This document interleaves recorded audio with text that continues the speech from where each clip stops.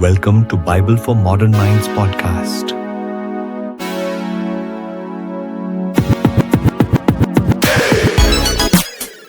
Today we're looking at a really singular, intense piece of source material. We are. It's a first-person narrative, a YouTube transcript from a woman named Meera Anandi in India, detailing her near-death experience. Yeah, and this isn't just a quick summary of, seeing a white light. We're talking about the account of a 42-year-old woman, Meera, whose entire life was turned upside down by what happened when she was clinically dead. And that's our mission for you today, to really focus on that upheaval. Exactly. Meera's life was completely rooted in her faith, which was a very devout Hinduism. Right, so we're going to trace how this one single encounter with what she calls eternity just completely shattered a lifetime of that belief. And replaced it with something entirely new. Something she found to be unshakable. But to get the full impact, we have to start where she started. Okay, so she was raised in Jaipur in northern India. And she describes a childhood where devotion was just. It was the air she breathed. Waking up to incense, her mother reciting Sanskrit mantras. The walls of their home were covered with colorful portraits of the deities. Shiva, Ganesha, Durga, and she really strove to be the perfect daughter. Believing that all her good deeds, all the rituals and the fasts would come back to her, that they would protect her family. It's a crucial piece of context. This isn't just belief, it's a system, a sort of spiritual meritocracy. You put in the effort, you get the protection. But she says that even with all of that, deep down, there was this growing emptiness, a feeling of being disconnected, no matter how hard she tried. And the thing that finally cracked that perfect system, it wasn't some big philosophical question. It was agonizingly personal. It happened when she was about 17. The transcript points to this one traumatic event. Her older brother gets into a huge fight with their father. And he leaves home. But not only that, he converts to another faith. Which, for a family like hers, is not just a dispute. It's a spiritual exile. It's a profound failure of that protective system she believed in. Yeah, her father forbade anyone from even speaking his name. The family, in her own words, was broken. So you have to ask, why did this crisis create doubt instead of just making her lean in harder to her faith? Well, she did lean in harder. She tried to fix it with the tools she had. Right, she compensated. She started praying more intensely than ever, weeping in front of the idols, begging for restoration. But the response she got back was nothing. Exactly. She describes the statues as cold, motionless, that she felt like she was speaking into a void. It's a crisis of efficacy, isn't it? She did everything she was supposed to do, and the system delivered this crippling pain that no ritual could fix. And that feeling of praying into a void, it almost foreshadows the physical collapse that was coming. That's a powerful connection, the spiritual void and then the clinical vacuum of death. And it came on suddenly. These unexplained symptoms, rapid weight loss, fevers, chills. The doctors had no answers. So, of course, the family's cultural framework kicks in. They assume it's an evil spirit or some kind of punishment from past lives. And she's fading fast. She says she whispered one last plea to the gods she'd served her whole life. And got back what she called the same emptiness she felt in front of their images. Then, one summer morning, it happens. An unbearable weight on her chest. She can't breathe, can't call out. She described it as the air being sucked from my soul. The last thing she heard was her mother's scream. And then she was gone, clinically dead for several minutes. And the immediate transition is just. It's defined by contrast. The life she left was pain and emptiness. The state she entered, she calls it a strange peace. All the pain, all the fear, just gone, instantly. She was detached. She says she was literally floating above her own body. And the details are so vivid. She remembers watching her mother, in a panic, drop a clay pot on the floor. And it shatters. I mean, what a symbol, right? Yeah. The clay pot, her former life just breaking into pieces. She could see her parents, the priest, all trying to revive her, but their voices were muffled, distant. Like there was an invisible wall between them. The detachment was total. She remembers thinking so calmly, "Why are you so desperate? I'm here." But here was no longer in that room with them. No. And then the room starts to darken, and she feels a force begin to take hold of her. The ascension begins. She's not just floating anymore. She's being carried upwards. By a force she describes as firmly yet with a gentleness impossible to describe. And she's moving into this tunnel. A tunnel of pure light and space, stretching out to infinity, toward a glow so intense it almost hurt to look at. But it's not a simple, peaceful journey, there's conflict here. A huge amount of conflict. She felt two forces, a warm, gentle light pulling her forward, And a cold and heavy force trying to drag her back into this dense darkness behind her. and she's very specific about what's in that darkness. She sees tall, shadowy forms with empty eyes whispering, trying to reach for her. And she identifies them, not as demons, but as souls lost, broken. Yeah, she could feel their bitterness, their pain. She was witnessing brokenness, trapped, fighting against the pull toward the light. But something was protecting her, keeping them from touching her. And she keeps moving forward toward the source of that pull. Toward the light itself. And this is the heart of the experience. As she gets closer, it stops being a destination and becomes a presence.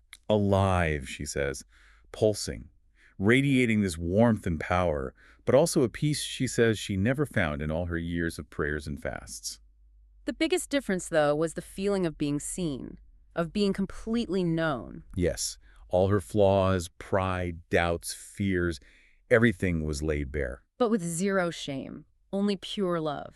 It was the complete opposite of the judgment she'd been taught to expect from her gods. And that feeling of total acceptance is what leads to the realization that shatters everything. She just knew, with this unshakable certainty, that the light was a living being, holy, pure, true. And the critical part, it wasn't Shiva, nor Durga, nor Krishna.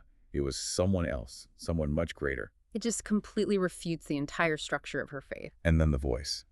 It resonated inside her soul, not her ears, her soul. A voice with power, but also mercy. And it asks one simple, piercing question. Mira, why are you so far away from me? That one question just changes everything.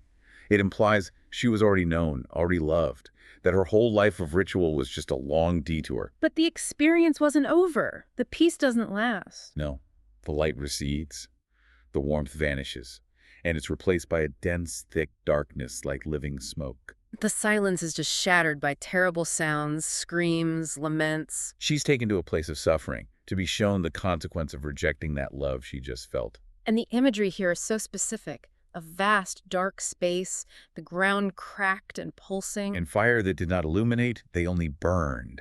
She even mentions the smell and indescribable odor of lost despair and spiritual death. She sees souls distorted, crawling, screaming. She hears a woman shouting, "I didn't know." And then a vision that must have just cut her to the core. A woman desperately clutching a small elephant statue, just like the ones Miri used to offer. And it melts in her hands. It turns to ash while she's begging it for help. I mean, that's the ultimate refutation of her entire life's practice right there. A melting idol. Then she sees huge statues of the gods she worshipped, and they're cracking, crumbling, pouring out this black liquid as if weeping corruption. Horrifyingly, she says some of them seem to be laughing, mocking the people who had worshipped them. And then it gets even worse. The souls there, they recognize her. And they start shouting at her, "Why didn't you tell me? You saw the light. You knew the truth." The trauma of that accusation, I can't even imagine. And then the voice from before returns to explain what she's seeing. That's what illusion does. This is where deception leaves those who reject the truth. And her understanding was so clear. They weren't there because they didn't do enough rituals.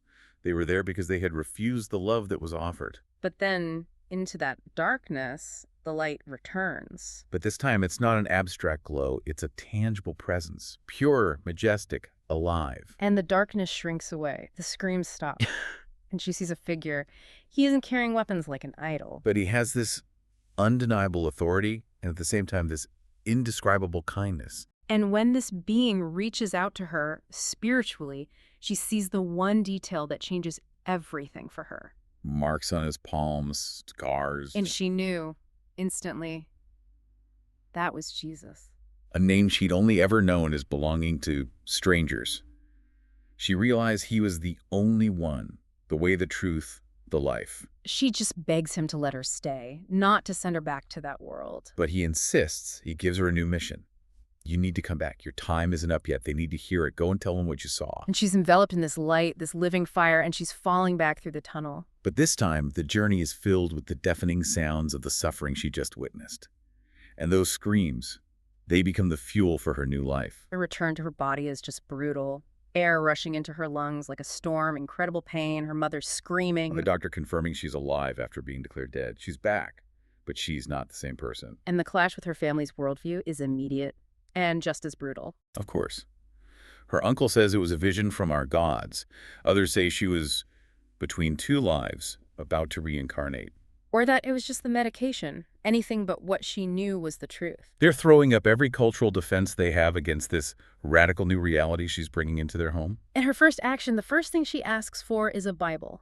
She says that request shook the foundations of my home. You can imagine. It's easy to focus on the cosmic vision, but the human cost of this, it was immense. The backlash was so cruel, relatives stopped coming over. Her own father refused to even look at her. Rumors started that she was mad or possessed. She lost everything she had spent her life trying to please and protect. And yet she says it was the memory of the cries of lost souls, those people she saw, that made it impossible for her to stay quiet. That's what drove her. She started sharing her story, first with her neighbors, with other women who had spent their lives worshiping, as she put it, gods who never answered. So really, the conclusion of her entire account is that she came back not just to live, but to speak. Because the truth, she says, liberates us. She draws this incredibly sharp line between religion, which is what she had practiced, and revelation, which is what she experienced. What she had practiced was tradition, mantras, fasting. Right, and what she experienced was a direct, unmediated encounter with what she now calls truth. The imagery is just so powerful. The peace of that unnamed light, the absolute terror of those crumbling, mocking idols. And the profound significance of the scars on the hands of the figure she identified as Jesus. Those are the three pieces of evidence she brought back. Her journey is just a staggering testament to how one personal experience can completely override a lifetime of cultural conditioning. It really is. And so, we'll leave you with this final provocative thought. Mira realized that what she once believed was sacred was, in her words, only a shadow. If the most intense certainty she experienced involved seeing physical embodiments of her long-held beliefs literally turn to dust and weep corruption, what does that imply about the nature of conviction for those of us still walking in the light of day?